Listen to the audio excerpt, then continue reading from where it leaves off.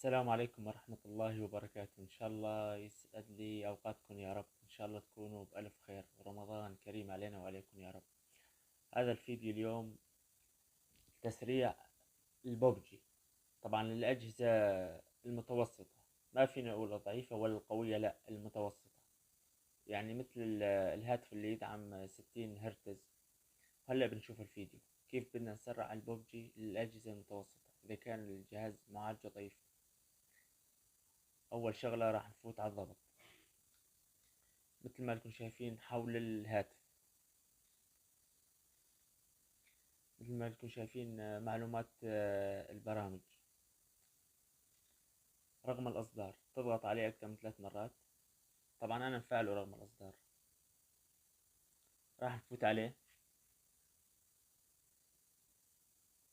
راح نبحث عن شيء اسمه فرض فور اكس. هذا هو الخيار، فرض فور اكس MSA. مثل ما انتم شايفين راح نفعله هيك.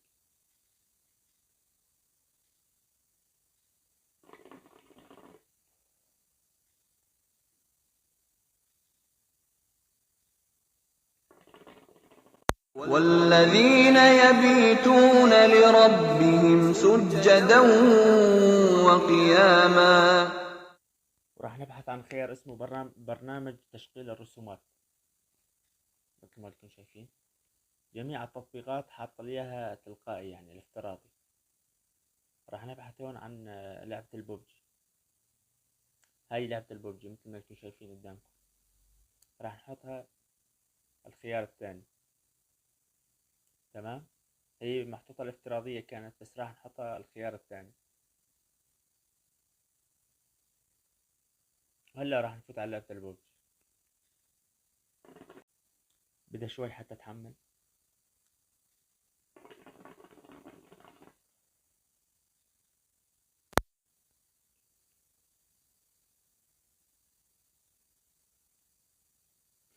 راح اقص الفيديو لان الشبكة عندي شوي ضعيفة.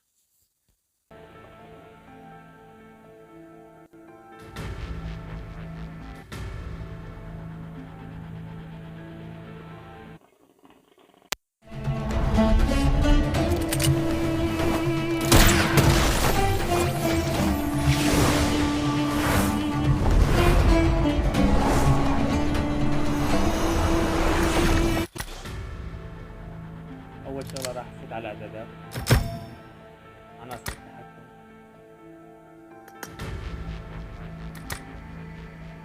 مثل ما انتم شايفين نخلي شيء مثل، طبعا راح نخليها ملونة مش كلاسيك، راح نحط موافقة.